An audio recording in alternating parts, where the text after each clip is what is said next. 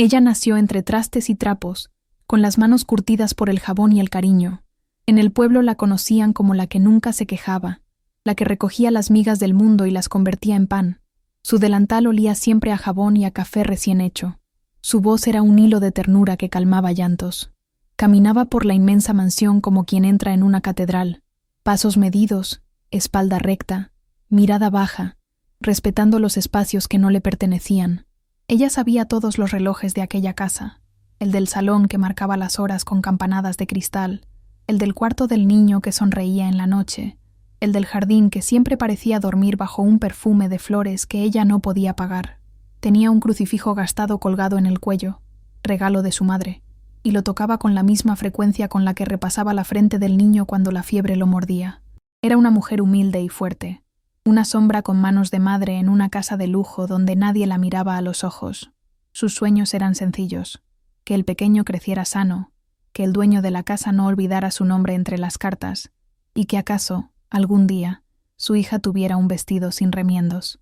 Así vivía, entre la humildad y la fidelidad, hasta que la injusticia plantó su semilla más vil. La señora de la casa era hielo en forma de persona, un lujo con tacones que sonaba como sentencia. Sus dedos estaban siempre fríos, sus perfumes, fuertes como órdenes. Sus ojos, dos cuchillos que aprendieron a leer la verdad como un error ajeno. Desde el primer día, la actitud fue un ritual. Miradas que pesaban más que cadenas, susurros suaves como veneno, gestos que borraban la dignidad. En las comidas, la hacía reclinarse mientras las invitadas le sonreían con la amabilidad de las garras. «Ponte aquí», ordenaba la señora, y ella se sentaba en la sombra, como si el sol le estuviera prohibido. Las vecinas, esas pequeñas voces con lengua de navaja, acudían como gorriones a la plaza, llevando alfabetos de chismes. «Dicen que ella robó un colgante», murmuraban unas. «La vi tocar algo», aseguraba otra, y las palabras se convertían en lluvia ácida sobre su reputación. El rumor se expandía por los pasillos de la ciudad, como un incendio sin compasión. Los niños que jugaban en la acera imitaban los gestos de la señora, levantaban la barbilla y se cubrían la nariz, como si la pobre fuera una mancha. Un día, la acusación llegó envuelta en una tarde de tormenta. La señora había perdido un broche de perlas, una joya querida por su madre, y la búsqueda no tardó en convertirse en juicio. La empleada, la que doblaba las toallas con manos de seda, fue llamada al salón con la formalidad de una sentencia. La lluvia golpeaba los cristales, y con cada golpe, el latido del corazón de ella se hacía más lento, más hondo. Sintió en la garganta la acidez de la culpabilidad ajena, esa que resbala como aceite. «¿Dónde estaba la noche del lunes?», preguntó la señora con voz de carruaje. Las palabras eran hielo. La respuesta de ella fue simple, con la honestidad de quien no tiene más lengua que su verdad. Estaba en la cocina, limpiando, hablando al niño que no encontraba consuelo. No sirvió, porque en aquella casa la verdad no pesaba lo mismo según quien la pronunciara. El ritual de humillación empezó con un gesto. La señora le quitó el delantal delante de todas las criadas, como si arrancar la ropa fuera arrancar la dignidad de raíz. Luego las voces se hicieron coro. «No tenemos confianza. No nos merecemos esto. Ella miente». Las miradas de las perras del barrio, porque ellas eran ese animal feroz vestido de seda, se clavaron en su espalda. La señora ordenó que rehicieran el inventario con lentes de sospecha, y cada plato, cada cubierto, fue un juez que apuntaba con dedo de plata. Para cerrar el acto, la señora mandó llamar al conductor y dijo, como quien dicta un testamento: «Fuera, hoy mismo». La palabra «fuera» cayó como una losa. La criada no tuvo defensa. Sus palabras se volvieron pequeñas, como piedritas en el río de la acusación. Intentó pedir explicaciones. Pidió hablar con el niño que sabía la verdad, pero la puerta del cuarto se cerró con un estallido que se le clavó en las costillas. Puertas que se cierran y no se abren más. Símbolo de la casa, de su mundo que dejaba de pertenecerle. Los vecinos, testigos de la escena, comentaban con sus manos en los bolsillos, como si el frío pudiera ocultar la crueldad. Una mujer con bata de flores se acercó a gran voz y dijo: «Lo vimos. Estaba sola con la bisagra rota», y las palabras repetidas se convirtieron en condena. El niño, que había pasado sus tardes dibujando manos que lo abrazaban, salió al pasillo con tizas en la mano. Dibujó una figura pequeña con un crucifijo, y otra figura grande con sombra y tacones. Su dibujo, inocente, era un grito mudo que nadie supo interpretar. Ella intentó señalar ese dibujo. Señaló el crucifijo que había colgado en la pared del cuarto del niño, y la señora lo arrancó con desprecio, como si arrancando la fe también se arrancara la memoria. «¡Calla!», gritó alguien, y el grito tuvo la benigna violencia de una sentencia. La expulsión fue brutal en su delicadeza. Le entregaron una pequeña bolsa con unas pocas pertenencias, una carta sin firma que apenas decía, por orden de la señora, y la lluvia que siempre regaba los jardines ajenos, se convirtió en su único techo. Caminó hasta la vereda con los zapatos empapados, el delantal absorbente colgando como bandera de derrota. La noche olía a tierra mojada, a humo lejano, a perfumes de fiesta que se burlaban de su miseria. Encontró un rincón bajo el mercado con techos rotos, y allí se sentó con el frío clavado en los huesos. Las lágrimas le brotaron sin permiso. Eran un río que no podía detener. «Lágrimas, río», pensó, como quien nombra para exorcizar. Murmuró una oración, no para pedir venganza, sino para pedir refugio. «Diosito, si me escuchas, protégeme a mi niño, protégelo del veneno de la mentira». Y sus palabras se mezclaron con la lluvia, con el olor a hierro de las tapas de alcantarilla, con el llanto de vecinos que a lo lejos discutían por nada. Durmió aquella noche con la espalda contra una pared fría, abrazando el crucifijo como un tesoro que aún no le habían quitado. A su lado, en una bolsa de plástico, el dibujo del niño había sido arrojado por un cuidador arrepentido. El crayón había dibujado la verdad con trazos torpes. La figura de la señora con una mano que tomaba una moneda de la caja, una ventana abierta. La sombra del verdadero culpable que nadie quería ver. Ella lo sostuvo como si fuera una reliquia. En la mañana, cuando los gatos comenzaron a pelear por sobras de pan, la humillación pegó con más fuerza. Pequeñas monedas en el suelo, miradas de lástima que eran puñales, y la certeza de que nadie dentro de esa casa volvería a llamarla por su nombre. Había tocado el fondo, y el fondo era frío y húmedo y olía a abandono. En su íntimo diario, esa voz que a veces se vuelve plegaria y otras veces confesión, ella escribió sin papel, porque la memoria le servía de cuaderno. «No pedí más que cuidar, y hoy me arrojan como si fuera basura. Protejo a un niño que me confía sus miedos. ¿Cómo dejarlo? ¿Cómo aceptar que la verdad se convertirá en rumor? Si la justicia humana no existe, que al menos exista la justicia del tiempo». En ese monólogo, respiraba esperanza con la misma fuerza con la que tragaba miedo. «Tal vez», pensó, «el río de mis lágrimas regará alguna semilla de verdad». Pero la duda la acechaba. ¿Quién escucharía la voz de una criada cuando la señora cierra las puertas? Y en ese momento, todo cambió. No por un milagro visible, sino por un sonido que vino desde la calle. Un portazo, un motor, voces que llamaban a su nombre con una tonalidad que no sabía si era de condena o de auxilio. Alguien abrió una carta que crujió con autoridad, y un extraño número dibujado en tinta azul dejó caer una palabra: investigación. Una figura apareció bajo las luces del farol. No era la señora, ni una vecina. Era un hombre con gabardina y mirada afilada, y en su mano algo frío brillaba como una promesa. Ella se levantó lentamente, empapada, el crucifijo presionándole el pecho como si quisiera salir. Las voces a distancia cuchicheaban. ¿Será ella? La lluvia cesó por un segundo. El aire olía a cambio. ¿Quién venía? ¿Una mano amiga? ¿Un enemigo con más poder para destruirla? ¿O la oportunidad que empieza siempre con una pregunta sin respuesta? Si la curiosidad te aprieta como la lluvia en la cara, quédate y escucha el siguiente tramo de mi vida, porque lo que vino después no fue ni simple viento ni casualidad. La figura con gabardina se acercó con pasos que parecían medir la vereda. Su sombra era larga como una promesa, y su voz, cuando habló, tenía el sonido seco de un sello que se abre. Llevaba una placa escondida y un cuaderno gastado, donde anotó la palabra investigación, con una tinta que olía a hospital y a verdad. Ella lo miró desde su rincón bajo el mercado, el crucifijo contra el pecho como una brújula que no se había roto todavía, y sintió como algo en el aire cambiaba. Ya no era solo la tarde que la dejaba sin techo, era un devenir que olía a papel y a zapatos lustrados. La gente se amontonó a su alrededor, como siempre ocurre cuando la desgracia se convierte en espectáculo. Voces que antes la habían apuntado con dedos con guantes, ahora preguntaban con curiosidad morbosa. Las fofoqueiras, esas aves de pluma fina y lengua afilada, llegaron en fila, peinando el rumor con esmero. ¿Será cierto que la buscaban por la noche? ¿No se fue con alguien? ¿Y el broche? Susurraron, y el susurro fue un viento que removía la poca dignidad que tenía aún. El investigador pidió calma, pero la señora de la casa ya había puesto en marcha su maquinaria de humillación pública.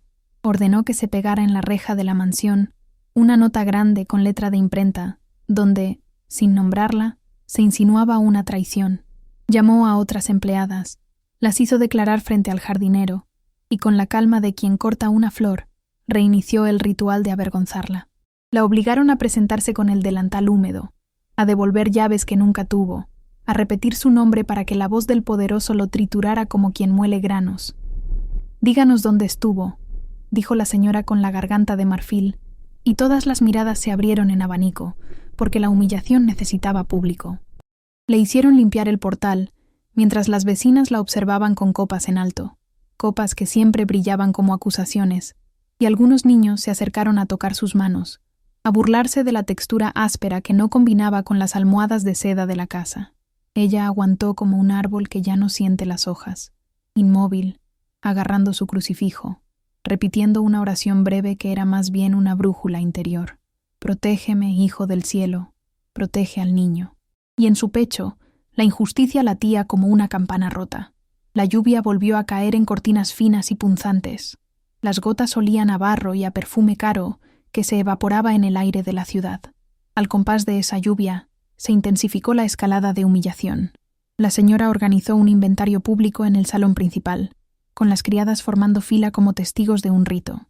La sacaron de su refugio temporal y la llevaron a la mansión como si fuera la protagonista equivocada de un drama que ellas habían escrito. Abrían cajones, olían telas, examinaban bolsillos con lentes de sospecha. Cada objeto era una acusación y cada mirada, una sentencia. La criada mayor, esa cuyos dedos siempre tuvieron la misión de hacer que la servilleta volviera a la forma perfecta, se acercó y dijo en voz alta. Nunca había pasado algo así, como si su sorpresa fuera el martillo que caía. Los niños del vecindario, que habían aprendido a repetir las frases que escuchaban en las mesas con cirios, comenzaron a imitar el gesto de empujar con la ceja, a señalar con la punta del pie, y los más crueles soltaron «ladrona», como si esa palabra fuera un juego. En un rincón, el niño que ella había cuidado con canciones de cuna sostenía su crayón con manos temblorosas. Sus dibujos, aquellas declaraciones en forma de garabatos, hablaban por él. Trazos de una mano grande que tomaba perlas, de una ventana abierta, de una sombra fuera de lugar. Ella intentó llevar el dibujo al salón. Señaló con la boca seca y los ojos anegados de sueño esa verdad infantil, pero la señora lo arrancó de sus manos y lo arrugó con desprecio. «Basura», dijo, y el papel crujió como la esperanza que cruje en un bolsillo olvidado. Los rumores se volvieron más gruesos. Alguien dejó caer que la criada tenía amantes en la ciudad. Otra afirmó haber visto cómo vendía algo en la plaza. Las frases frías se multiplicaron hasta que la ciudad sintió que conocer parte de la historia la hacía dueña del resto. A ella le pegó la humillación en forma de ritual cotidiano. La hicieron ponerse un cartel de expulsada. Le prohibieron entrar a la iglesia del barrio por un día. Y un sábado, en la plaza, una mujer con delantal bordado la llamó en voz alta y le dijo: «No te acerques al pequeño. No queremos problemas», mientras otras asentían con la ferocidad de los jueces. Las puertas seguían golpeándose en su memoria como martillos.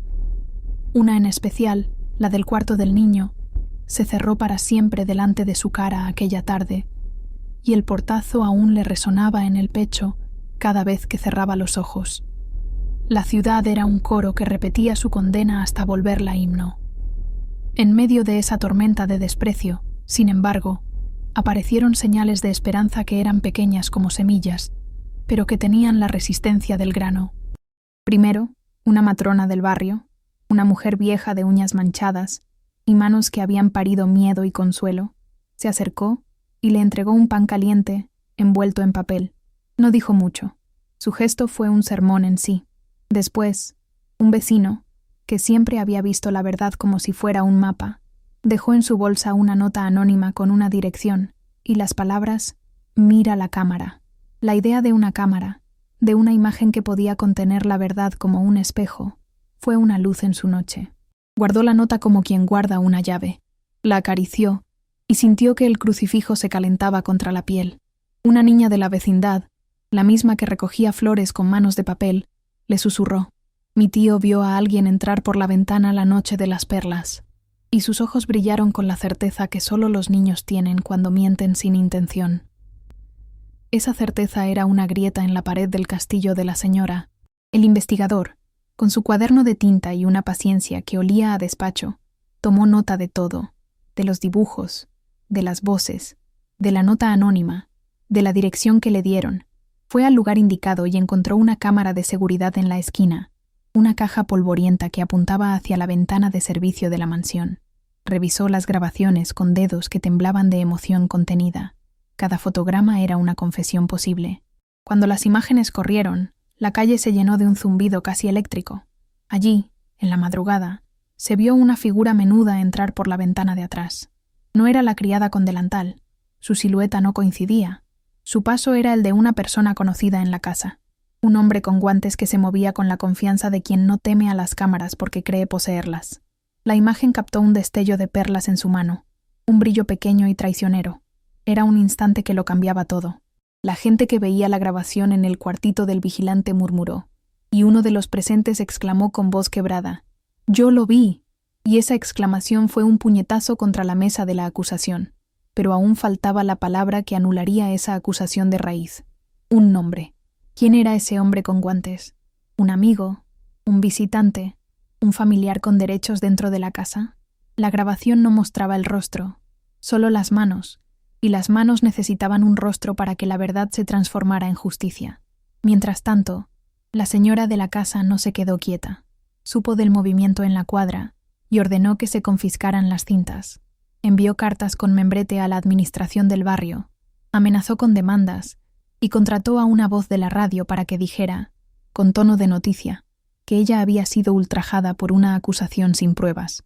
La humillación ahora era medible en titulares, pero cada vez que la señora cerraba filas, una grieta se abría por otro lado.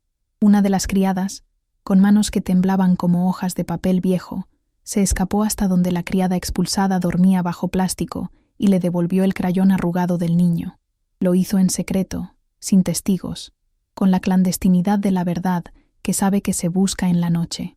«No soy de su sangre», dijo la criada bajito, «pero a veces la sangre no tiene la lealtad que la gente cree».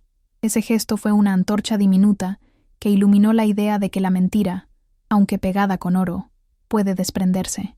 Ella lloró esa noche con la cara pegada al dibujo del niño. Las lágrimas fueron otra vez río que corría, pero la súplica ya no era de venganza, sino de justicia y protección. «No pido que me devuelvan el lugar en la mesa, pido que me devuelvan mi nombre, que mi hijo, el pequeño al que cuido como si fuera mío, no pague por las costuras de la mentira».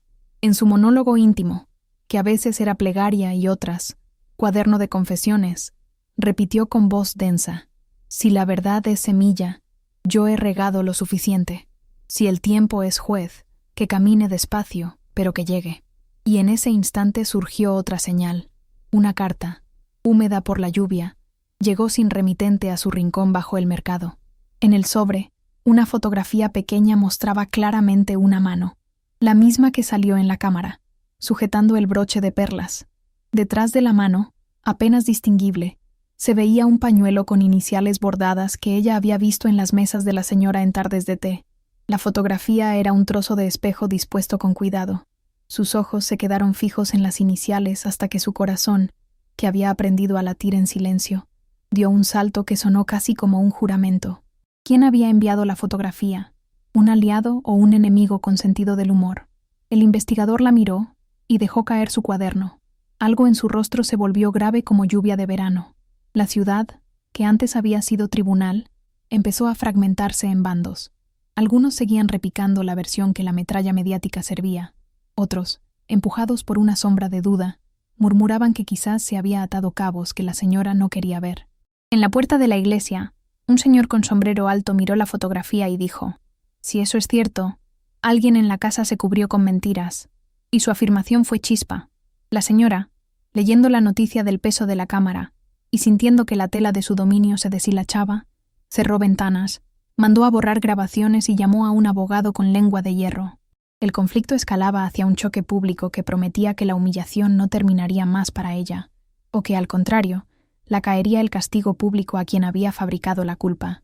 La noche se llenó de murmullos, y en el aire quedó flotando una pregunta que pesaba más que la lluvia. ¿Quién tenía el poder suficiente para escribir una orden y arrancar a una mujer de su casa con una sola firma? El investigador guardó la fotografía en su cartera, como quien guarda una llave, y dijo con voz baja: «Hay alguien que lo maneja todo desde adentro». Las fofoqueiras en la plaza se miraron, porque la posibilidad de que la mentira se delate era un juego que no podían controlar. Ella, abrazada a su crucifijo y al dibujo del niño, sintió que el suelo temblaba, no por miedo, sino por la promesa de algo que venía. Una puerta se cerró y otra quedó entreabierta. Y allí, en ese entreabierto, alguien dejó caer un nombre en voz baja.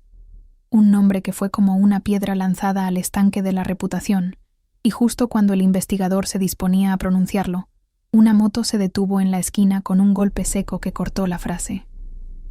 ¿Quién había llegado en esa moto? ¿Un aliado inesperado? ¿El verdadero culpable que volvía a esconder su rostro? El motor rugió, y el aire quedó suspendido en una palabra que no se dijo. ¿Se cerraría el círculo de la humillación o se abriría la jaula donde la verdad esperaba para respirar? La moto que se detuvo en la esquina fue un golpe seco que partió la frase del investigador en dos. El motor latió como un corazón que no espera permiso, y por un instante, todo quedó suspendido. La lluvia golpeó otra vez, fina, insistente, como si quisiera escribir sobre los rostros de la gente una última postal de aquel día. Las fofoqueiras se inclinaron hacia adelante con la curiosidad pegada en los labios. El niño apretó su crayón hasta marcar la tabla de la mesa. Ella, empapada y con el crucifijo ardiendo contra el pecho, sintió que la escena se convertía en una madeja de miradas que podían estirar o romper su vida. El motorista bajó la visera con movimientos lentos, teatrales, y cuando se quitó el casco, una cara quedó expuesta que nadie esperaba. No era el señor de la casa, ni el jardinero, ni el chofer. Era el abogado que la señora había contratado, el que olía a colonia fría y papeles. Sus zapatos hicieron ruido sobre el empedrado, un sonido de caza. Llevaba en la mano un sobre grueso, y sin demora, dijo con voz de tinta: «Se acabó el espectáculo, damas. He traído lo que hace falta para cerrar este asunto». El investigador, que había empezado a pronunciar un nombre, apretó los labios y miró al sobre, porque en las grandes casas, la verdad también puede comprarse con firmas y muletillas. La foto con la mano que sujetaba las perlas tembló por un segundo en la cartera del investigador, esa foto que olía a esperanza como a papel mojado, y alguien en la multitud murmuró: «¿Otra vez el abogado?». Un frío atravesó a ella como una aguja. Mal presagio. El abogado desplegó papeles como quien muestra armas. Había declaraciones prestadas, testigos que supuestamente habían visto a la criada rondando la caja fuerte, un informe del médico doméstico que afirmaba que en una revisión rutinaria se había hallado un rastro de polvo en sus manos, polvo que por casualidad coincidía con los detritus del broche, y una carta, negra de sello, en la que el señor de la casa pedía protección de su nombre y de su familia. Las palabras se derramaron por la vereda como aceite, lentas y pegajosas. «Tenemos la firma del propietario», dijo el abogado, y su tono cerró puertas invisibles. La fotografía que ella había guardado, la del pañuelo con iniciales, fue tomada de su mano en un movimiento brusco de un vecino que buscó exhibirse. Alguien la aplastó como quien rompe un insecto deliberado. «Eso no prueba nada», quiso decir el investigador, pero su frase se perdió en un bosque de papeles. La señora, que regresó desde la puerta del jardín con tacones que marcaban la distancia con el mundo de los demás, sonrió con la frialdad de una ola que retracta la marea. «Lo sabía», dijo, y su voz fue un látigo envuelto en seda. Las fofoqueiras aplaudieron en secreto. La humillación continuó su rito, multiplicada, con el respaldo de un abogado que parecía sostener la ley en una sola mano. La primera revelación, la cámara, que había sido un rayo de luz, fue convertida ahora en un campo minado. El abogado presentó un informe pericial que sostenía que las imágenes habían sido inconclusas, que la caja registradora había sufrido una manipulación externa, que las huellas podían corresponder a cualquiera que se deslizara por la cocina a altas horas. Pero lo peor llegó en forma de giro. Alguien, en la noche anterior, había entrado en el cuarto del vigilante y se había llevado las cintas originales, dejándolas sustituidas por grabaciones que convenientemente no mostraban el rostro del culpable. «Hay un sabotaje», anunció el abogado con solemnidad, y la palabra cayó como una losa. El investigador palideció. Alguien había querido enterrar la prueba. El rumor que antes apuntaba hacia las manos con guantes ahora se enroscó en nuevos nombres. El de un primo visitante, el del jardinero que aparecía menos tiempo de lo que decían las nóminas, el de un amigo del señor que a veces cenaba en la casa. La sorpresa se convirtió en sospecha general y la sospecha en un látigo dirigido hacia la criada. Un vecino, valiente por mentira o por cobardía, afirmó haber encontrado en la basura de la cocina una marinera con botones de nácar que la criada supuestamente había vendido en la plaza. Otro dijo que la había visto salir de noche con una bolsa. Mentiras como semillas, se arrojan y florecen en discursos. La reviravolta que agravó la injusticia fue lenta, minuciosa y despiadada. La señora anunció que no podía arriesgar la seguridad del niño ni la reputación de su familia. Pidió medidas cautelares. El juez del barrio, un hombre que en la iglesia siempre se rezagaba a la derecha, firmó una orden de suspensión de empleo y, peor aún, una solicitud de tutela provisional del menor hasta que se esclareciera el caso. La palabra tutela cayó sobre ella como un hacha. Aquella tarde, en el jardín al que ya no pertenecía, la señora rubricó papeles con una calma de cirujana. La mirada del abogado fue una sentencia que no necesitó martillo. El investigador, que había querido buscar pruebas, sintió el frío de la casa sobre su nuca, y ante la presión y los argumentos de testaferros y amenazas veladas, optó por guardar la fotografía como quien oculta un relicario. Las criadas que antes le habían entregado en secreto la esperanza del dibujo se vistieron con nuevas congraciarias y acudieron a la versión oficial.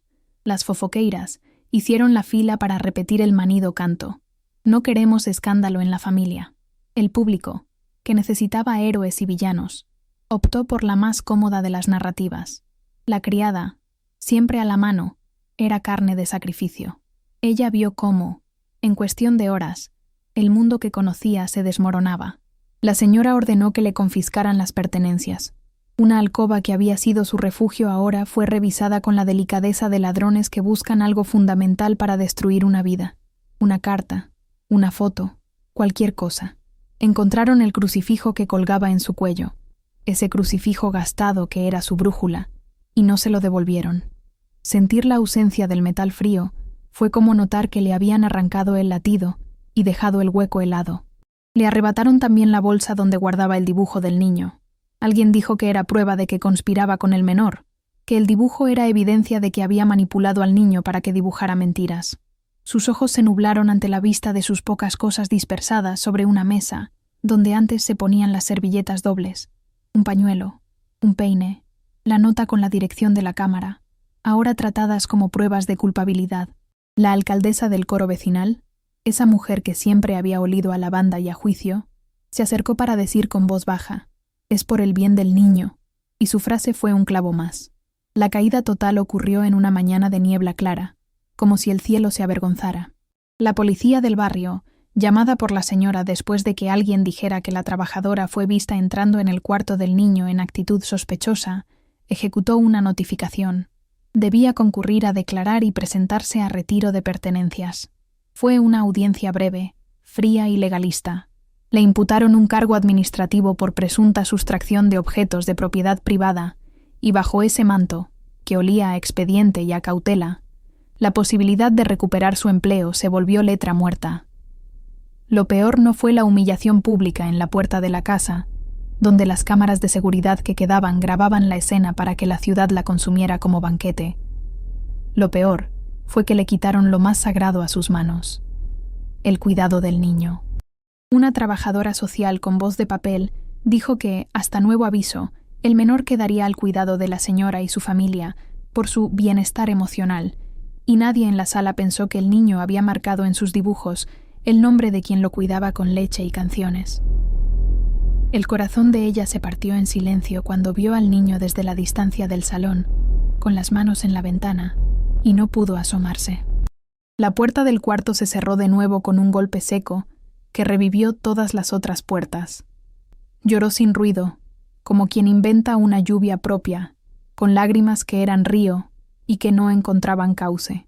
Las vecinas bajaron la mirada como si el agua fuera un espejo que devolviera vergüenza. Algunos chicos ya no le tiraban de la manga. Los que antes le ofrecían una moneda ahora pasaban de largo. La figura de la señora se volvió aún más alta en los pasillos. Su perfume era un gesto de desposesión. La ciudad se entretuvo con la caída. En la plaza, en la peluquería, en la panadería, la noticia se convirtió en anécdota mientras las copas de los cafés tintineaban. El abogado repartió versiones, una más perfecta que la otra. El juez ordenó que no se le acercara al menor, que mantuviera distancia mientras avanzaba la investigación. La amiga que le había dejado el pan la encontró en la calle y le ofreció un hueco en su cobertizo por una noche. El techo no era techo y olía a humedad.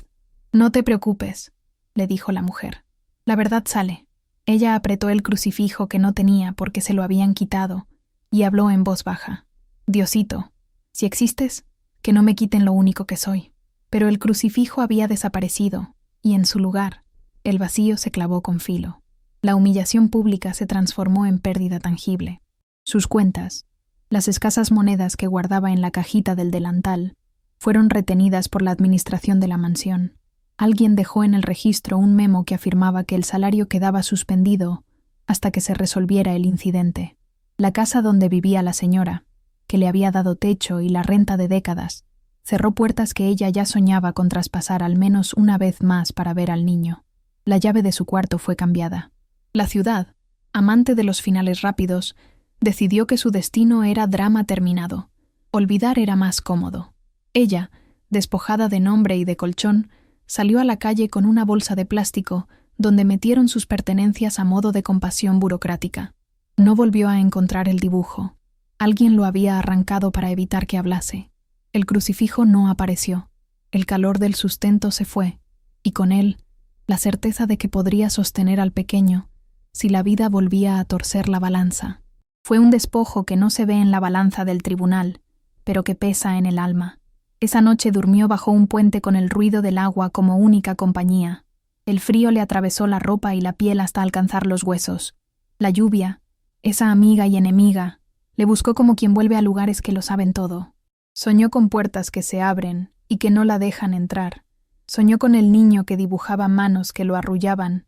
Soñó con el crucifijo caliente contra el pecho y lo buscó con la misma urgencia con que se busca una llave perdida. En la madrugada, policías de rutina la despertaron para pedirle datos. Alguno, insensible, dijo en voz alta que era una más de las vagabundas del barrio. El dolor se volvió sencillo. Hambre, frío, un olor a rancho y a asfalto que no se va. Pensó en el dibujo del niño, en la fotografía que había sido arrebatada, en la cámara que había sido robada. Sintió que alguien había decidido borrar su historia. En su monólogo íntimo, tan parecido a una plegaria como a un cuaderno ardiendo, repitió palabras como oraciones. Si la verdad es semilla, que se la lleve el viento. Si es justicia, que camine despacio pero que llegue. No pido venganza, pido que el niño recuerde mis canciones. Y luego, más baja, añadió, si me quedo sin techo, que me quede la fe. Pero el golpe final aún no había terminado. Alguien, en la oscuridad, buscó su bolsa mientras dormía.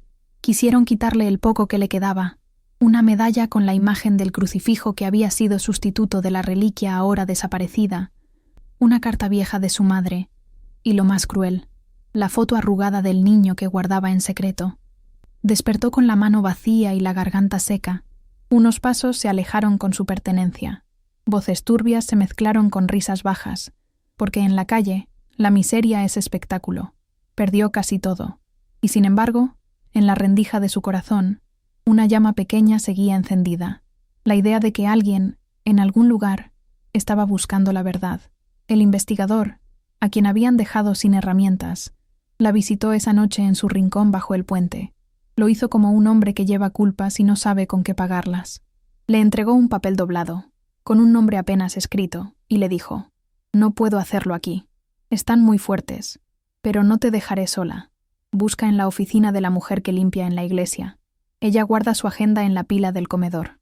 Hay una nota que puede cambiar todo. El investigador habló en susurros porque las paredes oyen. Ella, con las manos temblorosas, tomó el papel y leyó el nombre. Era el nombre de alguien que jamás hubiera imaginado ver ahí, un nombre que siempre había permanecido en la sombra de los retratos de la sala, y su lectura fue un escalofrío.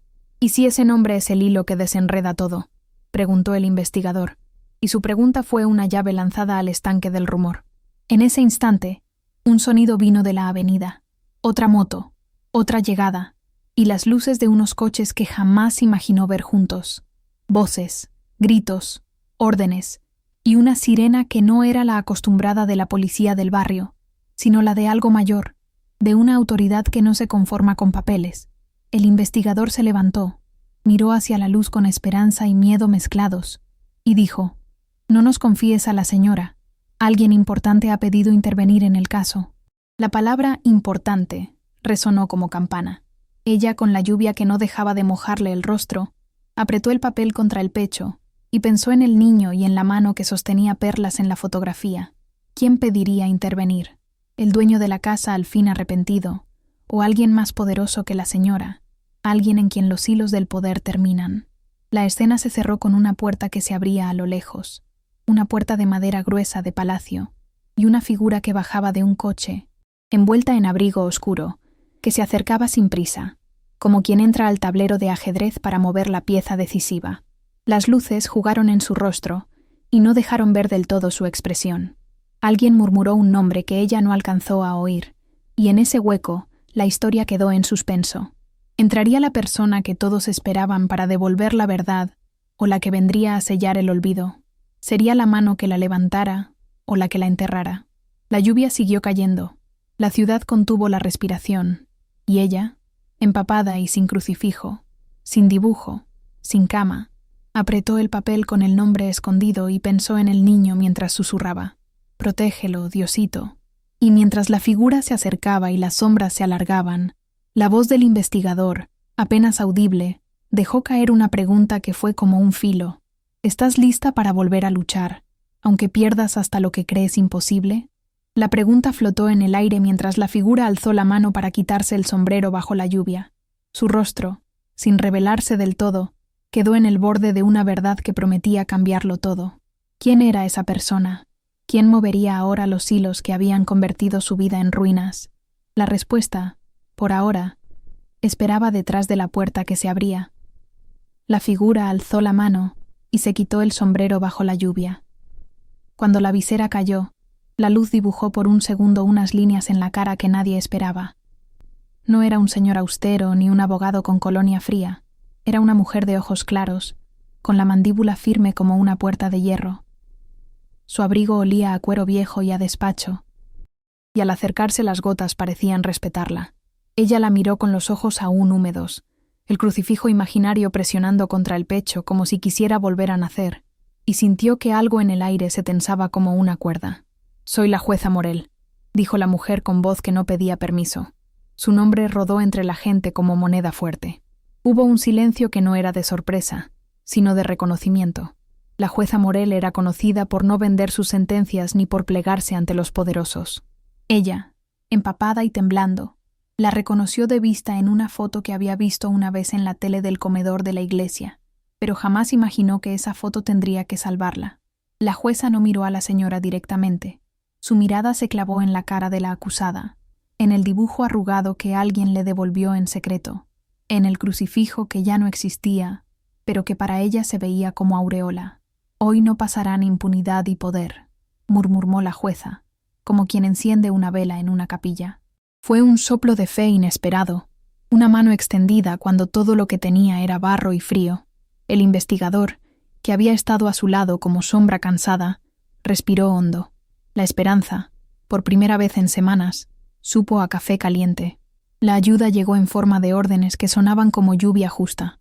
La jueza pidió que se rescatara cualquier cinta, que se hiciera un acta de custodia de pruebas y que la policía metropolitana, no la del barrio, tomara el caso. También ordenó una evaluación psicológica del menor por un equipo independiente y la suspensión inmediata de cualquier medida que privara a la trabajadora de su salario, hasta que no hubiese una sentencia firme. Fue ayuda práctica, una brida que sujetó el caballo de la injusticia. En minutos, 2 agentes de azul mejor y 2 técnicos entraron en el cuartito del vigilante donde las grabaciones habían sido vistas. Sacaron cajas, miraron polvo, olieron la cinta con cuidado, y uno de ellos dijo con voz baja: «Aquí hay huellas de manipulación». Ese hallazgo encendió una luz otra vez. La posibilidad de que la mentira hubiese sido manufacturada ya no sonaba a cuento. La jueza apoyó la mano en su hombro empapado y le dijo con brevedad que no hablara hasta que un abogado de oficio la asesorara y que, sobre todo, no firmara nada sin leer.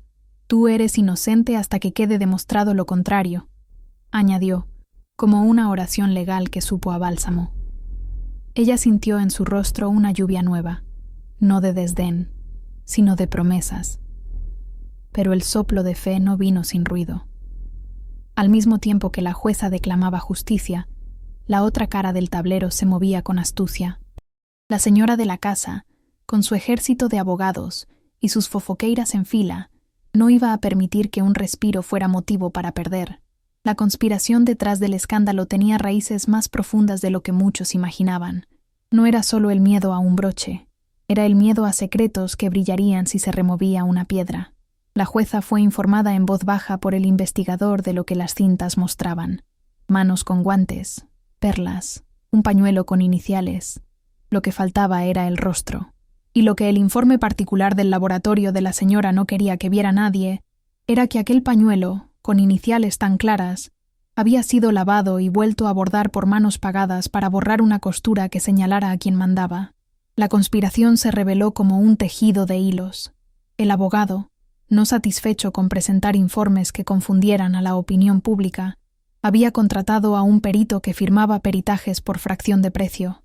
Además, existía una red de silencios dentro de la casa: el chofer que cambió la ruta la noche del robo, el jardinero que recibió sobres bajo la mesa, la empleada mayor que fue comprada en miedo y silencio.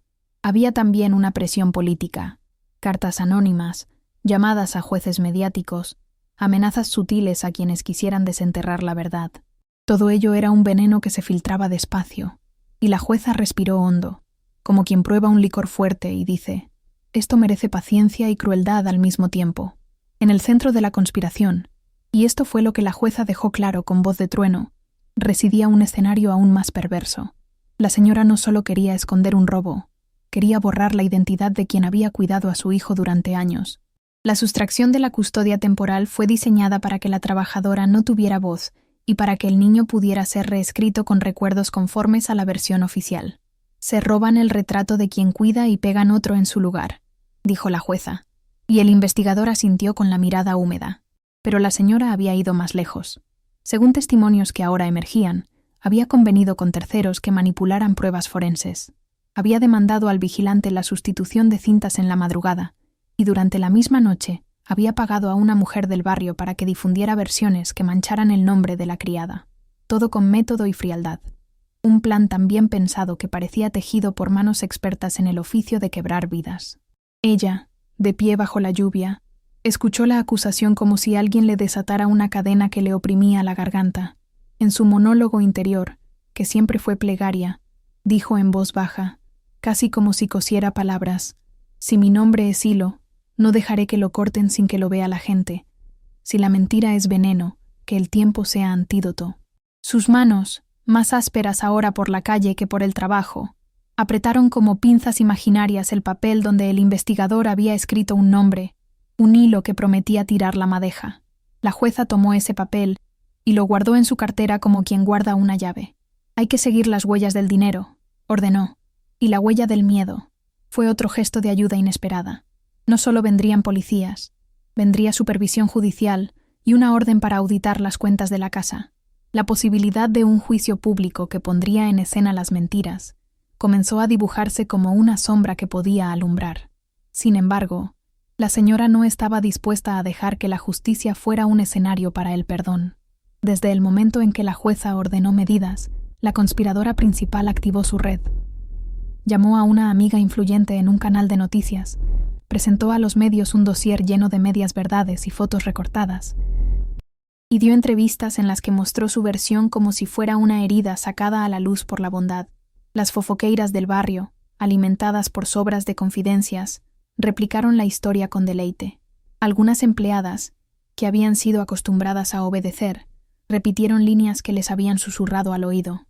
Mientras la jueza pedía calma, la señora quemó tiempos y fue sembrando pruebas falsas en papeles oficiales, facturas manipuladas, notas con firmas de la trabajadora que jamás las había puesto, y, lo más vil, cartas anónimas enviadas a la iglesia para que nadie se acercara a la acusada.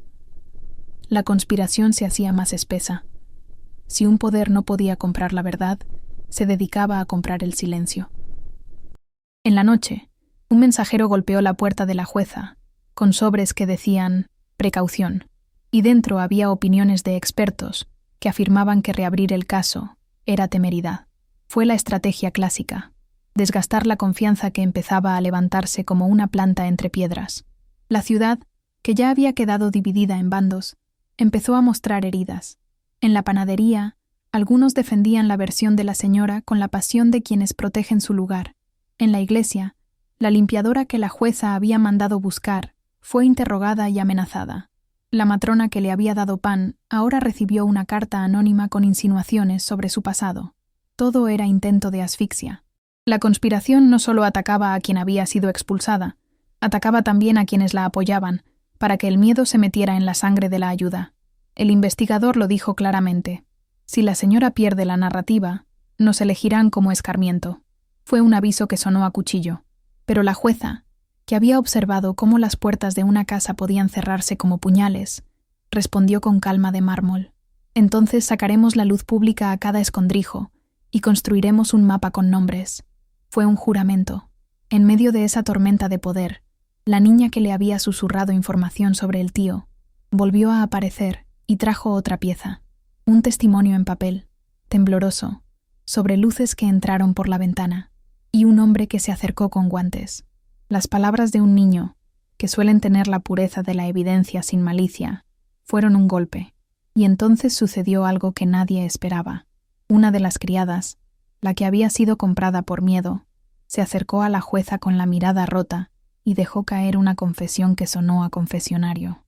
Me ofrecieron dinero para decir que la vi, pero mentí.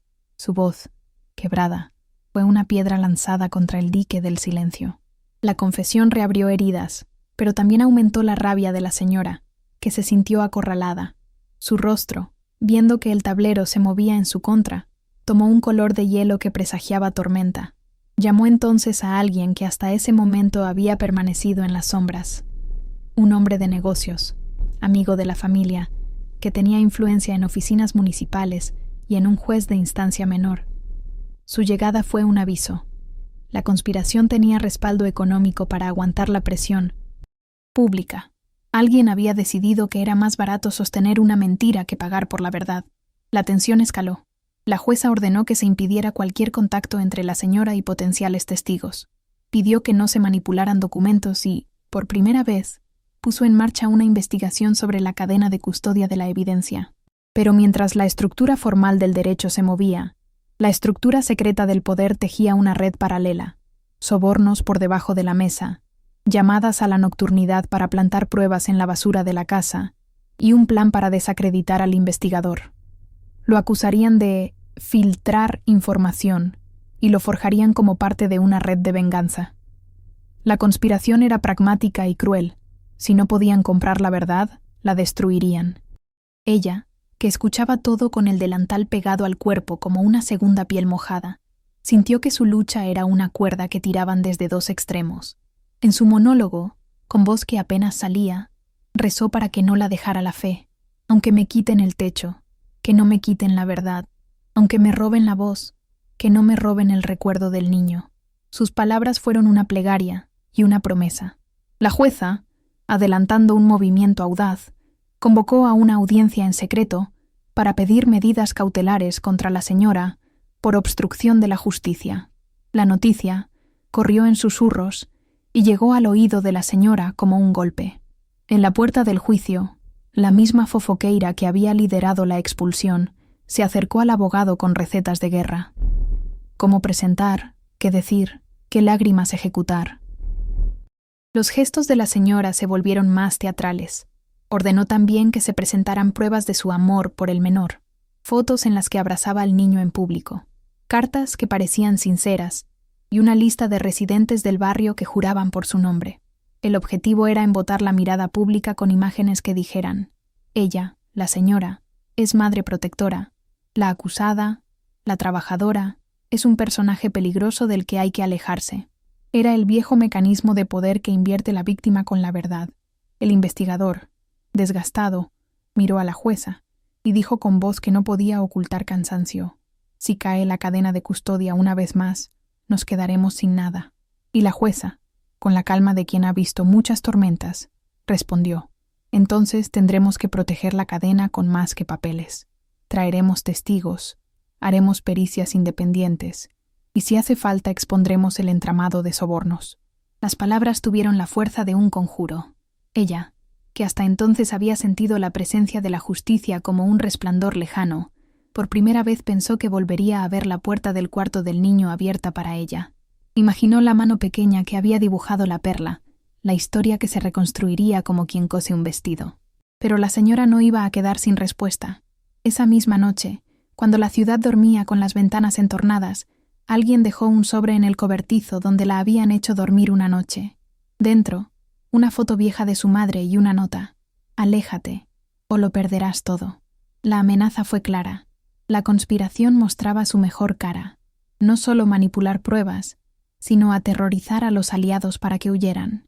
El miedo volvió a invadir la piel como agua helada. La jueza, al enterarse, se enfureció con una calma que dio miedo. No me asustan las amenazas, dijo, y pidió refuerzos policiales para proteger a la trabajadora y a los testigos clave. Fue un paso audaz que cortó parte del telar conspirativo, pero también lo hizo más violento. La señora ahora coceaba una defensa que incluía la opción final de llevar el caso a tribunales mediáticos, usar su poder social para convertir la verdad en ruido. La historia llegó a un punto en que la posibilidad de triunfo exigía sacrificios. La jueza confesó a la trabajadora que para ganar necesitarían testigos que hablaran sin miedo, y que el investigador estaría dispuesto a dar la cara aunque lo atacaran. Esto nos va a costar, dijo la jueza. Pero hay cosas que se hacen porque son necesarias, no porque sean cómodas. Fue una lección de fe convertida en táctica. La jornada terminó con la lluvia que seguía insistente y con la ciudad en un murmullo tenso. La mujer que había sido expulsada regresó al cobertizo, donde otros la cuidaron por una noche. Se tumbó sobre las tablillas que crujían y pensó en el niño que quizá ya no la reconociera. En su cabeza, las imágenes se mezclaron: la jueza que quitó el sombrero, la foto con las perlas, la mano que la amenazó. En el silencio que quedaba después de tantas voces, ella habló en su monólogo íntimo, como cuando se habla a un espejo. Si me devuelven el día, prometo ser otra vez humilde y fuerte, pero si me rehuyen, al menos que la historia quede escrita para que mis manos no se olviden. Fue una súplica y una promesa. Afuera, la madrugada olía a metal y a pan viejo. Por la ventana del cobertizo, una luz roja pasó como latido de ciudad, y cuando la figura de la jueza se perdió detrás de un coche, la lluvia pareció quedarse para escuchar lo que vendría. La última imagen que ella tuvo antes de dormir fue la del crucifijo que ya no tenía.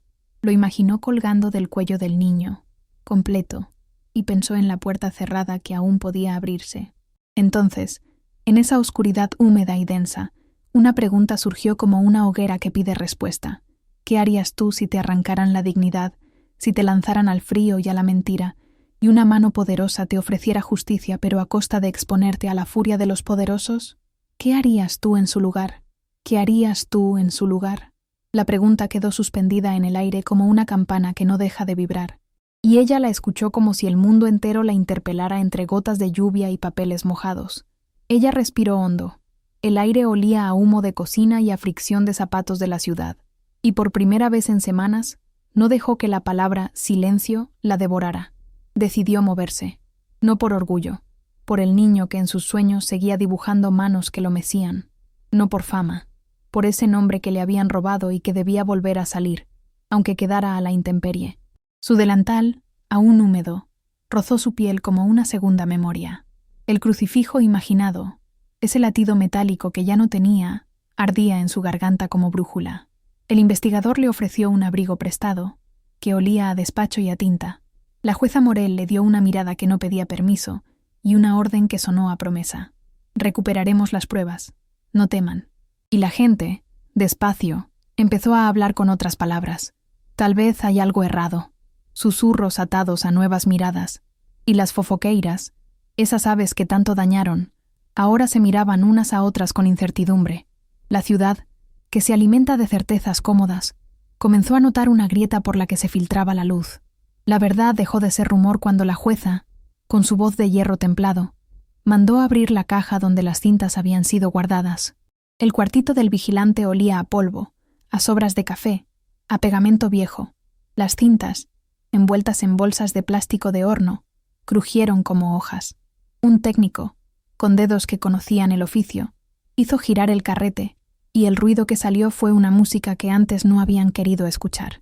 Pasos en la madrugada, una ventana que se abre con chirrido metálico, guantes que rozan la caja fuerte, un gesto, un brillo. Era una grabación limpia, sin cortes. Alguien había intentado sustituirla, pero la custodia se había roto en manos de quien no conocía bien la sombra. En la imagen, la figura pequeña no fue la de ella. La sombra se movía con la seguridad de quien conoce la casa. Hubo un segundo en que la cámara, por capricho de un ángulo, dejó ver un pañuelo con iniciales. Eran las mismas iniciales que ella había reconocido en la foto que la habían arrebato. El corazón de ella picó como tambor. «¡Miren!», dijo alguien. Y en la sala ascendió un rumor que sonó a victoria contenida. No era el fin. Era la primera brecha. Lo que vino después fue un trabajo minucioso. Huellas en el marco de la ventana. Fibras en el sillón más usado de la sala. Una sarta de cuentas de perlas halladas en la basura. Pequeños guijarros blancos que olían a sebo y a perfume caro. Y, lo más revelador, una coartada rota. El chófer, un hombre acostumbrado a mirar al suelo y a recibir órdenes, se quebró con el peso de la verdad. En su relato, la noche del robo, hubo una parada a media calle. Fue un detalle que a primera vista parecía baladí, pero que al ser puesto sobre el mapa de llamadas y movimientos, convirtió la madrugada en una ruta trazada hacia la sala de la señora. El hombre de negocios que antes había aparecido como sombra, ahora tenía un nombre y una dirección. La jueza ordenó la apertura de una cuenta bancaria. «Seguiremos las huellas del dinero», dijo con voz que no admite descanso. Y de pronto surgieron transferencias anónimas, pagos a peritos, sobres con cifras pequeñas pero constantes. Las mentiras compradas, ese veneno de bolsillo, dejaron de ser impermeables. La ciudad empezó a toser. La señora en su domicilio, rodeada de perfumes y tacones que crujían como sentencia, sintió que la tela que la cubría se iba rasgando hilo a hilo. El niño, con su inocencia de crayón, fue la llave que finalmente descorrió varias puertas. La jueza, comprendiendo la fuerza de la imagen infantil, pidió que se resguardaran todos los dibujos del menor. Otro técnico, con manos que sabían leer dibujos como se lee un testamento, comparó trazos, símbolos y obsesiones. Había en aquellos garabatos una repetición: perlas, una mano grande, una ventana abierta, un pañuelo con iniciales, y siempre una figura pequeña con el crucifijo colgando. Los psicólogos infantiles, que olían a gomas de borrar y a paciencia, dijeron lo que muchas veces se teme escuchar: los niños no inventan con esa coherencia. Sus palabras pesaron más que la prensa. «Tiene memoria sensorial», dijo la terapeuta, y su frase fue una llave que hizo tambalear la versión oficial. Cuando el niño, ante la mirada de la jueza, tomó un crayón y dibujó por tercera vez la mano con perlas, el silencio en la sala fue como una puerta vieja que se cierra para siempre. La verdad tenía, por fin, trazos propios. La confrontación que todos esperaban se armó en un día que olía a lluvia y café quemado. La mansión presentó su cara de teatro. Las cortinas de seda ondeaban como banderas que ocultaban la verdad. Las fofoqueiras se sentaron al fondo con sus abanicos abiertos, como quien prepara un veredicto. La señora entró con su cadena de siempre, esa que tiene la forma de un gesto que dice «no me toques», y sus zapatos de charol hicieron un sonido que se clavó en las ventanas. La jueza Morel ocupó su silla con la gravedad de quien ha venido a cortar telarañas con tijeras de claridad. La gente se apiñó, la calle olía a expectación, y la lluvia, fina y punzante, escribía sobre los rostros una jornada que prometía ser definitiva. El abogado de la señora vino con su carpeta de informes retocados. Su ropa olía a colonia fría y a papeles comprados. Frente a él, el investigador mostró los hallazgos, las huellas, las fibras, las transferencias y la cinta original. Levantó un fotograma y en él, claramente, se veía la muñeca con un reloj distintivo. Un reloj que pertenecía al hombre de negocios. Lo recordaban varios empleados. La sala exhaló. La señora no esperaba que las cosas se movieran tan rápido. Tenía preparada la réplica, peritajes que mezclaban polvo y confusión, testigos con la memoria selectiva de quien cobra por callar, y una defensa que se aferraba a la idea de «la reputación es frágil». Pero la reputación se deshizo como azúcar en café cuando un testigo que antes había jurado silencio entró con la camisa arrugada, la voz temblorosa y la verdad en la lengua. La criada mayor, esa que había sido comprada por miedo, se paró, miró a la señora a los ojos y dijo, con voz que sonó como golpe, «Me pagaron para mentir. Lo siento». Fue como si 1000 puertas se abrieran a la vez. La señora palideció. Su falda quedó rígida como una bandera sobre la que alguien acaba de dejar una mancha. «¡Mentira!», gritó, con la furia de quien ve peligrar su reino. «Yo lo vi», exclamó otra voz, el vecino que había traído la foto del pañuelo, y la frase detonó como tormenta. Entonces ocurrió el enfrentamiento central, el momento que todas las miradas buscaban. La señora se levantó y caminó hacia la jueza con pasos cortos y calculados. Su perfume llenó el aire como una cortina de humo. La mirada de ella, la trabajadora expulsada, se clavó en aquella cara que tantas veces la había humillado. No había palacio capaz de ocultar el temblor en las manos de la señora cuando la jueza pronunció la frase que nadie esperaba oír de su boca. «Ordeno registro inmediato en la propiedad y detención de cualquier persona contra la que existan indicios claros». La sala se congeló. La puerta del despacho se abrió de par en par y entraron agentes con chalecos que olían a caucho y autoridad. La señora buscó apoyo con la mirada. Su abogado dijo palabras que sonaron a versículos de miedo y a amenazas controladas. Pero la evidencia, esas huellas, esos pagos, esos dibujos, se mostró como un mapa que no admite excusas. El abogado trató de interponer papeles. La jueza los hizo retirar con una frase fría. «No más obstrucción». La señora, con la cara lustrada de odio y humillación, lanzó un gesto que pretendió ser noble y fue solo una ráfaga de rabia. «Me difaman», gritó, pero la verdad ya tenía voz. En medio de la algarabía, la criaturita que ella había cuidado durante años se subió a una silla, y con la inocencia de quien no entiende juicios, pero sí sabe de lazos, extendió un dibujo ante todos. El crayón se veía torpe sobre el papel, pero claro, la mano grande, las perlas, el pañuelo con las iniciales. «Ella me cuidaba», dijo el niño con voz que sonaba a tiza sobre pizarrón. La sala enmudeció. La jueza miró a aquel pequeño con la intensidad de quien contempla una prueba tangible. El público empezó a romper la máscara de la certeza. Las fofoqueiras, que siempre habían dado el espectáculo, ahora miraban sus manos como si avergonzadas las lavasen en secreto. Un silencio denso se posó sobre la mansión. La detención se produjo con la misma frialdad con que se dibujan órdenes. El hombre de negocios, aquel conservador de corbatas y sonrisas medidas, fue escoltado fuera de la sala bajo la mirada de los vecinos, que ahora no sabían si aplaudir o sentir vergüenza. En la puerta, las cámaras de la televisión local captaron el momento y la imagen dio la vuelta a la ciudad. Un traje caro, esposas, el brillo de las perlas en un frasco de evidencia. La señora, derrotada por el peso de su propio tejido, se apoyó en su abogado y su perfume se disolvió en la lluvia. La justicia pareció haberse pronunciado en voz alta. El público murmuraba consignas de alivio y, al mismo tiempo, un raro sabor a pena por la magnitud del daño hecho. Ella, con los ojos llenos de agua y río, no celebró. Recuperó su nombre frente a todos y sintió que la dignidad volvía como un vestido que le habían guardado. Le devolvieron el crucifijo, en un gesto que supo a restitución y a reparación, y el metal frío contra su piel fue como un nuevo latido. Pero la historia no cerró como novela complaciente. Mientras el hombre era conducido y las luces aún buscaban captar la emoción de aquel instante, la jueza pidió calma y pronunció una palabra que cortó la música de celebración: investigación. En la cartera del investigador había otra hoja, doblada y con letras temblorosas, y la jueza la desdobló. Allí estaba un nombre más, un apellido que no aparecía en los cheques ni en las transferencias, una sombra que se movía detrás de pantallas y de oficinas públicas. Poderoso, con capacidad de corromper no solo corazones, sino instituciones. La jueza miró a la sala y dijo con voz que no admite adornos: «Esto no termina aquí. Seguiremos hasta donde llegue la verdad».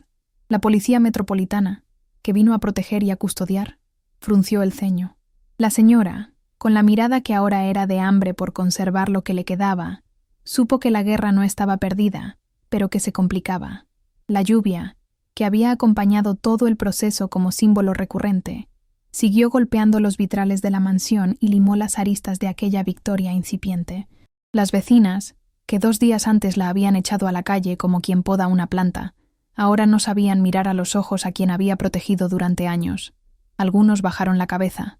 Otros, los más crueles, buscaron nuevas palabras para refugiar su conciencia.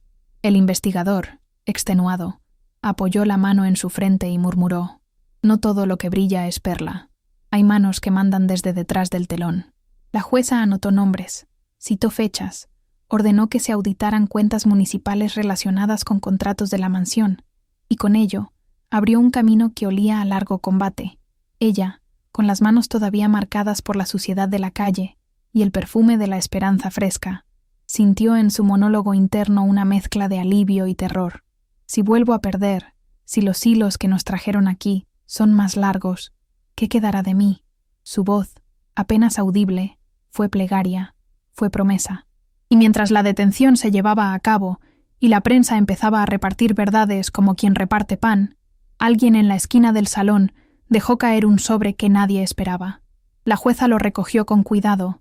En su interior había una fotografía nueva, otra vez un pañuelo, y en una nota una frase breve que estremeció a todos: «No es el final. Hay más manos». La frase fue un puñal que dejó el caso abierto como una herida que pide ser curada. La señora lanzó una mirada que no era de derrota, sino de incendio. El investigador volvió a apretar los labios. La jueza, con la serenidad de quien ahora sabe que la batalla será larga, dijo: «Proseguiremos. Nadie está por encima». Pero su voz no pudo tapar del todo la pregunta que quedó flotando en la sala, como humo que no se disipa. ¿Quién más tiraba los hilos? La lluvia golpeó otra vez, insistente, como si quisiera recordar que la verdad no llega con prisa, que tiene su propia manera de llover sobre las almas. Ella, con el crucifijo ya sobre el pecho y el delantal colgado en una percha a modo de estandarte, miró al niño y prometió en su monólogo íntimo: «Si la justicia exige mi vida, la daré. Si exige mis lágrimas, las daré, pero jamás permitiré que borren lo que fuimos». La jueza cerró el acta, y al hacerlo, una moto detuvo su motor en la esquina. Una silueta se recortó en la lluvia, y una voz al teléfono dijo: «Fría», una palabra que nadie en la sala quiso reconocer del todo. La historia, por tanto, no terminó. Apenas abrió una puerta más profunda. ¿Quién era esa voz al teléfono? ¿Un aliado oculto? ¿Un enemigo que prepara revancha? La lluvia siguió cayendo, y la ciudad, cansada pero despierta, guardó la última imagen del día. Ella, de pie, con la cabeza erguida por primera vez, mirando la mansión que la había echado, y ahora temblaba bajo un juicio que apenas comenzaba. ¿Estaría preparada para lo que vendría? ¿Estarías tú, lector, listo para mirar hasta el final cuando la verdad te pida cuentas? Y la pregunta quedó suspendida como campana en la madrugada, y ella respiró y movió los pies, y no fue cobardía sino decisión, porque había aprendido en las noches a contar el tiempo por lágrimas y por la dureza del frío. Pasaron semanas que olían a expediente y a café frío. Pasaron meses en que la ciudad, como un animal que lame sus heridas, comenzó a mirar de nuevo. El investigador no había soltado la fotografía, la jueza Morel no había cerrado el expediente, y en medio del rumor hubo manos pequeñas que no quisieron callar. Vecinos que recordaron un sobre, una transferencia, un almuerzo pagado en efectivo. La criada mayor, ahora con la garganta abierta por la culpa, entregó una carta que decía todo con letra temblorosa. «La verdad», dijo entonces alguien, «se parece a una semilla. La entierras en la tierra dura y espera, paciente, hasta que la lluvia la obliga a romper la piel». Y esa lluvia vino otra vez, pero esta vez con otros ojos. Hubo peritajes que olían a alcohol y a metal, expertos que olieron telas y contaron fibras, técnicos que hicieron sonar las cintas como si fueran huesos a los que se les preguntara la verdad. Uno de ellos, con las manos manchadas de pegamento y de paciencia, levantó el fotograma donde, por un parpadeo del ángulo, se veía el lado de la cara de quien había manipulado la caja fuerte. No era la criada. No. Sus manos dijeron otra cosa. Las transferencias que aparecieron en las cuentas sospechosas estaban firmadas con nombres de empresas fantasma. Y esas empresas tenían la misma dirección de un despacho que hacía meses cobraba facturas de la señora. Había un sello que olía a tinta barata y a noches en vela. Un contador, hombre de manos callosas y mirada cansada, abrió una carpeta y fue soltando sobres como quien desenreda una madeja. Pagos a peritos, pagos a testigos, pagos a la señora misma fingiendo gastos por seguridad. El sonido de los sobres fue una lluvia de confesiones. Y en el interior de un cajón, un sobre amarillo con un sello que no debía existir trajo algo que cortó el aire. Un documento notarial, con letra curva, donde la señora había pedido que se cambiara la titularidad de la casa a una sociedad que, meses después, mostró vínculos con el hombre de negocios detenido. Era la llave que faltaba. El cuero de la carpeta olía a oficina, a dinero, a miedo. La jueza Morel lo sostuvo con calma y dijo: «Esto no es casualidad». Y en ese instante, la fragilidad que había sido su vida empezó a amanecer. La semilla, por fin, se abrió. Ella, que había pasado noches sin casa, leyó los papeles con las manos que aún olían a jabón y a leche derramada. El crucifijo que ahora le habían devuelto, porque la justicia, cuando no es ciega, a veces devuelve lo más íntimo, pesaba en su pecho como nuevo latido. Si la verdad es semilla, murmuró en su monólogo íntimo, déjenla crecer. Y creció como maleza que no pide permiso. El caso estalló en la prensa local. Las fofoqueiras, primero atónitas, luego enrabietadas, se dividieron. Las que antes murmuraban en la plaza comenzaron a callar cuando vieron en la tele las transferencias, los cheques, los mensajes de texto donde la señora pedía a un perito un informe que nos ayude. Fue más que evidencia. Fue la arquitectura de la mentira. La ciudad, que había aplaudido el acto de expulsión como si fuese limpieza social, ahora tenía que tragarse su propio banquete. Los niños que antes gritaban «¡Ladrona!» se persignaron como si una voz mayor les enseñara que a veces se acusa sin saber. En la sala del juzgado, la señora vibró como una ola que ve sus muelles rotos. Sus vestidos caros crujieron y su perfume se esparció en un intento de imponerse sobre la verdad. Sus manos, que acostumbraban a ordenar servilletas y destinos, temblaron. La estrategia de su abogado tuvo un lapsus cuando la jueza, con voz de piedra que no admite bruma, ordenó: registro inmediato en las dependencias de la mansión. Custodia judicial. Hubo un silencio que fue como puñal. Los agentes entraron en la casa como quien entra en un santuario profanado. Olió a cedro y a aromas de almuerzo, a servilletas de lino, a tacones que habían pisoteado veredictos. Registraron la habitación de la señora. En una caja forrada de satén encontraron papeles que olían a traición, facturas falsas, contratos, recibos de pagos a nombres que solo existían en la noche. Y allí, como última prueba de la red, un sobre con una nota escrita con prisa. No te preocupes, yo me ocupo de las cintas. La letra era firme y amiga. La presencia del sobre fue como una cuerda que ataba los dos extremos de la madeja, la señora y el hombre de negocios, la mentira y el dinero. Los hechos, uno sobre otro, construyeron una torre que no tuvo cómo sostenerse. Ella, en la sala, miraba todo con una calma que era miedo domado. Su ropa olía a lluvia vieja y a pan, y cuando el fiscal pidió la palabra, su voz fue acero. Existe indicio suficiente para imputar por fraude, obstrucción a la justicia y daño moral. La sala se precipitó como vaso de agua que se vuelca. La señora gritó. Las fofoqueiras hicieron coro, pero la evidencia ya tenía la voz de la infancia y la del contador. Y en medio de ese ruido, la pequeña mano del niño, con crayón encogido, dibujó en otro papel la misma escena que había dibujado antes. La mano que toma las perlas, la ventana abierta, las iniciales en el pañuelo. Su dibujo, expuesto en el estrado por la jueza como prueba psicológica, fue un martillo. Ella me cuidaba, dijo el niño de nuevo, y nadie pudo pedirle cuentas a la inocencia. La confrontación final ocurrió una tarde en la que la lluvia daba golpes como tambores y el jardín olía a tierra mojada.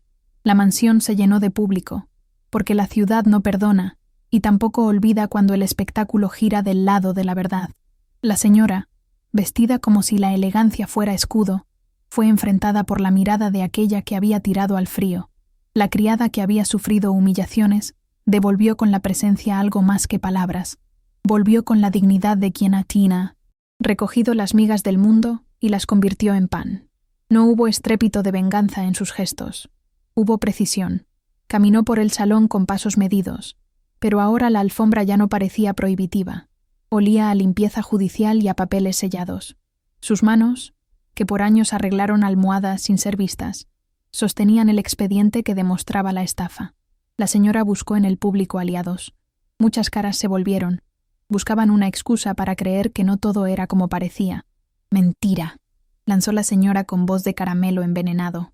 «Yo lo vi», gritó una fofoqueira que esperaba recompensa. Pero la criaturita se adelantó y mostró su dibujo. «Esta es la que me cantaba», dijo con la verdad de la infancia. Fue tan simple que dolió. La ciudad, amante de las historias finales, miró a la mujer con zapatos lujosos y vio en su cara la grieta de la mentira. La jueza pronunció entonces palabras que cortaron. «Por indicios suficientes, ordeno detención preventiva del señor de negocios y medidas cautelares sobre los bienes que fueron objeto de la maniobra». Y como si la tierra obedeciera a ese mandato, las llaves de la mansión cambiaron de manos. Pero aquí vino la parte que nadie esperaba y que la transformó en dueña de todo. Los abogados del defensor, con la templanza del dinero, ofrecieron una salida que pretendía ser arreglo y limosna. La sociedad que había comprado la casa a través de figuras interpuestas no tenía cómo pagar las deudas y las sanciones, y las entidades que se habían movido para preservar un patrimonio se vieron forzadas a actuar con ética. La jueza, con su brazo judicial, decidió que la casa, símbolo del daño y del poder mal usado, debía ser administrada por una fundación que protegiera los derechos del menor, y si la creadora de esa fundación no existía, el tribunal nombró un administrador provisional. Fue entonces cuando un grupo de ciudadanos, movidos por la indignación y por una pequeña recaudación anónima, monedas que fueron lloviendo en manos que antes la habían humillado, ofreció comprar la parte impugnada con la condición de que la mujer que la había cuidado y que ahora era acusada fuese tutora provisional del niño y administradora de un hogar para niños del barrio. La oferta llegó envuelta en papeles legales y en promesas de cuidado. Ella miró los documentos, el sello, la posibilidad de volver a abrir la puerta del cuarto del niño con la llave propia. En su monólogo interno, casi como plegaria, dijo: «Si me devuelven el día, prometo ser fiel a lo que soy, manos que limpian, que cuidan, que aman. Si me dan la casa, no será para castigar, sino para dar techo a quien lo necesite». Y aquella frase, voz de humildad, no de revancha, movió corazones. La jueza, con la gravedad que reserva para las decisiones que cambian vidas, aprobó la transferencia provisional. La fundación se constituyó con nombres de vecinos, una firma de la iglesia y el aval de la fiscalía. Meses después, en un día que olía a pan recién hecho y a lluvia que ya no era amenaza sino bautizo, ella volvió a cruzar la reja. Cruzó la vereda que una vez fue cárcel y esa vez fue esperanza. Su delantal, guardado como reliquia, estaba limpio por primera vez y cedía a un vestido sencillo que olía a jabón neutro y a lavanda. La gente del barrio se congregó, algunos con sonrisas tímidas, otros con ojos que aún pesaban culpa. Las fofoqueiras, que habían reinado en el rumor, ahora miraban sus manos sin saber qué decir. El niño corrió a su encuentro con el dibujo bajo el brazo. La casa, que antes era tribunal, le abrió las puertas con cortinas nuevas y con sábanas que olían a la promesa. Ella entró, y por primera vez desde que la expulsaron, no sintió la necesidad de bajar la mirada. Su crucifijo rozó la piel como si retomara un latido. La confrontación pública se celebró no como venganza, sino como ajuste de cuentas. La señora fue procesada, el hombre de negocios condenado a devolver lo robado y a reparar. Las minas de dinero que habían comprado testigos fueron expuestas y sacudieron a algunos poderosos. En la entrada de la mansión, frente a la gente que antes la había señalado, ella habló con voz que no buscaba gloria. «No vine a vender odio, dijo. Vengo a cuidar. Las palabras cayeron como lluvia de limpieza. Hubo un aplauso, discreto, como si la ciudad no supiera aún si podía permitir la emoción. La jueza Morel, desde un costado, la miró con aprobación y con cautela. La justicia había hecho su parte, pero nadie ignoraba que la telaraña era más grande. Y entonces, en el momento en que las cámaras buscaban el instante de triunfo, alguien dejó caer un sobre encima de la mesa del comedor, con golpe seco como un latigazo. La jueza lo recogió, lo abrió con guantes, y allí, en la tinta encerrada, había una frase que heló la sala. No es suficiente. Las manos que mandan aún siguen allí. Fue una confesión y amenaza a la vez. La señora, que miraba con los ojos llenos de un odio que ahora no tenía dónde poner, dejó escapar una carcajada que sonó a hierro. El hombre de negocios gruñó en silencio. La fundación que administraría la casa empezó a trabajar, a pintar paredes, a abrir camas, a comprar mantas. La ciudad colaboró con donaciones pequeñas que olían a pan y cariño. El niño volvió a dormir en su cuarto con el crucifijo sobre la mesita, y ella recitó su monólogo de siempre. Protégelo, Diosito. Devuélveme mis noches sin miedo. Pero la última escena del día fue otra vez una puerta cerrándose. La jueza Morel, con su carpeta de causas, se retiró, y en su bolsillo ardía una hoja que nadie había leído. Una lista de nombres, instituciones y un número de teléfono, todo escrito a mano. La mirada de la jueza fue grave y dijo, más para sí que para los demás, esto aún no termina. Y en la acera, bajo la lluvia que ya no era enemiga sino señal, una moto se detuvo como otro golpe de tambor. Alguien bajó la visera y dejó escapar una voz en el teléfono. Ha empezado a moverse. Ellos no saben quién viene. La voz fue fría, conocida en susurros, y mientras ella cerraba la puerta de la mansión que ahora cuidaría, mientras el crucifijo pesaba en su pecho y el dibujo del niño colgaba en la pared como verdad, una sombra alargada pasó por la calle y una mano dejó sobre el buzón un folleto de campaña con el nombre de un político que hasta entonces no había aparecido en la historia. La frase final, que quedó flotando como eco en la lluvia y que la ciudad escuchó en el temblor de sus paredes, fue de la jueza. Seguiremos tirando de la madeja. Y el lector, como el pueblo, quedó con la sensación de que la victoria había sido ganada, sí, pero que las redes que sostienen el poder a veces tienen raíces muy hondas. ¿Quién movía ahora los hilos desde la sombra más grande? ¿Quién dejaría el próximo sobre, la próxima amenaza, la próxima verdad a medias?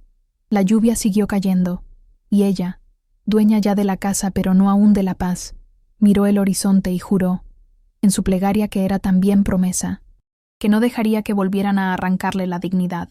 Y en ese juramento, la historia se abrió a un capítulo que todavía debía escribirse. Ella volvió a la casa como quien regresa de un entierro a una misa, con los pasos medidos, pero ahora con la espalda erguida por justicia, y no por costumbre. La reja le recibió con un chirrido que olía a hierro y vino viejo, y detrás de ella la mansión, ese monstruo de seda y secretos, parecía un paisaje que debía limpiarse. La jueza Morel había firmado la medida, el hombre de negocios cumplía detención, y la señora, aquella ola de perfume que tantas puertas cerró, enfrentaba siglas y condenas que sonaban a sentencia. La entrega formal, ese acto que en otros tiempos se hubiera hecho con guantes invisibles, fue simple. Papeles, sellos, manos que no temblaron. El delantal volvió a su brazo como un estandarte.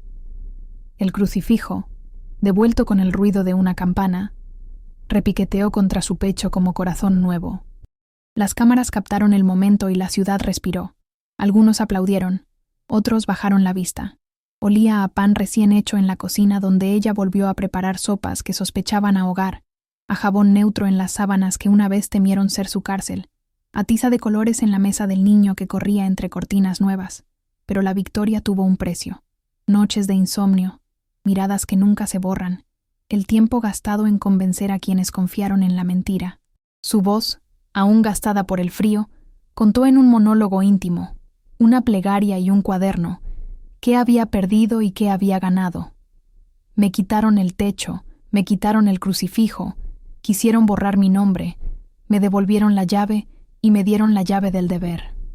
La justicia pública había restituido su nombre, y con la casa en custodia de una fundación ciudadana, se transformó en algo mayor. Un refugio para niños del barrio, un comedor donde las ollas huelen a consuelo y no a política. Ella aceptó la administración no por revancha, sino por oficio de cuidar. Sus manos, curtidas por jabón y ternura, aprendieron ahora a firmar cheques y a cortar cintas con la misma diligencia con que arreglaba almohadas. El jardín, que antes olía a exclusión, se llenó de risas. La ropa de los niños, lavada en la vieja pila, perfumaba al barrio con la promesa de un futuro sencillo. Las fofoqueiras, que habían sido tribunal y verdugo, ahora venían a traer galletas. Algunas, con manos temblorosas, pidieron perdón en voz baja. Ella, que había conocido la humillación en carne propia, decidió no responder con veneno. La mentira era veneno, sí, pero el perdón no es olvido, es replantar semillas. No vine a cobrar agravios, dijo en su discurso inaugural, con la claridad de quien tomó su crucifijo por brújula. Vine a cuidar. Hubo quienes no la creyeron, otros que guardaron culpa en sus bolsillos, y unos pocos que lloraron con ella como lluvia buena que limpia. La señora fue señalada por la ley y por la historia. El hombre de negocios devolvió parte de lo robado. Algunos cómplices enfrentaron sanciones. No fue una victoria sin costo. Ella perdió años de paz, y el niño perdió tardes que nadie devuelve. La reparación llegó con la lentitud de un alba que conoce heridas. En la reconstrucción participaron vecinos, la iglesia, mujeres que antes tejían chismes y ahora tejían mantas. Los sonidos del lugar cambiaron. Menos tacones, más pasos pequeños, menos risas afiladas, más canciones de cuna. En el epílogo de su vida pública, ella medía la justicia en actos. Una cocina que da de comer, un cuarto que recibe dibujos, una biblioteca con cuentos que antes no entraban por la puerta. Aprendió a liderar con manos de madre y regla de la humildad. Enseñó a los niños que la verdad tiene paciencia y la mentira, aunque parezca fuerte, es frágil como vidrio. Su monólogo final, recitado ante la comunidad reunida bajo la lluvia que siempre la acompañó, fue breve y cortante como un juramento. La verdad es semilla. La regué con lágrimas río y ahora florece. Moraleja. La justicia, cuando no se vende, devuelve nombres. La verdad, aunque enterrada, encuentra agua y brota. Al final, la verdad siempre brilla más fuerte que el oro. La casa, ahora refugio, no fue un trofeo sino responsabilidad. Ella la abrió a quienes más lo necesitaban, y en cada cama tendida volvió a rezar por el niño y por todos los que alguna vez fueron expulsados. Perdonó sin olvidar, reparó sin presumir, enseñó que la dignidad se recupera con trabajo, con paciencia y con manos que no temen volver a tocar platos ni caricias. La lluvia siguió siendo símbolo, a veces tormenta, otras, bautismo. Y en la última escena, antes de que la ciudad cerrara el capítulo en susurros, ella colocó en la pared del cuarto del niño un dibujo antiguo enmarcado, la mano con las perlas, la ventana abierta, el crucifijo pequeño. Lo miró, respiró, y en su última confidencia interior, prometió seguir tirando de toda madeja hasta limpiar el paño del pueblo. Si esta historia te conmovió, comparte para que más personas la escuchen.